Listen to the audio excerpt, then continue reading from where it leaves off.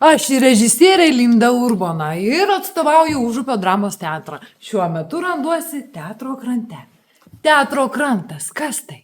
Teatro krantas tai nepriklausoma teatro ir kultūros erdvė, įsikūrusi Vilniuje Žvejų gatvėje 2, ant Neries kranto, tarp Žaliojo ir Mindaugo tiltų. Tai daugiafunkcinė vieta, kurioje vyksta įvairūs kultūriniai renginiai. Kasgi laukia mūsų žiūrovų ateinantį sezoną? Kabirijos naktis tai drama sukurta pagal garsųjį Federico Fellini filmą ir jis atidaro Feliniado spektaklių ciklą. Niekada tavęs nepaliksiu.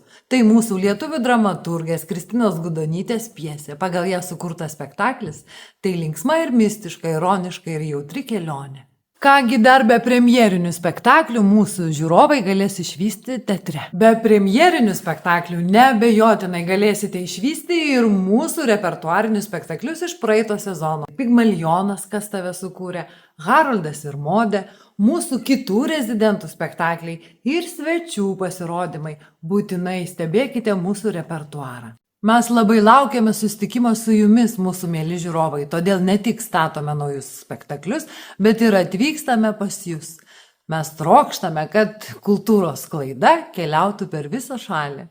Siekdami, kad mūsų spektaklius galėtų išvysti ir tie žiūrovai, kurie nekeliauja, o gyvena kažkur regionuose, mes sudarome sąlygas pasižiūrėti juos internetu arba atvykstame į svečius. Stebėkite mūsų repertuarą. Nu, dabar staigmena. Po šiuo video jūs galite rasti nuorodą į spektaklį Smulkūs vedybiniai nusikaltimai. Smulkūs vedybiniai nusikaltimai. Tai spektaklis, kurį Užupio dramos teatre pastatė režisierė Rita Urbonavičiūtė, o pagrindinius vaidmenius jame atliko Greta Dovydaitytė ir Justas Vanagas. Tai bene dažniausiai statomų pasaulyje Eriko Emanuelio Šmito pjesių.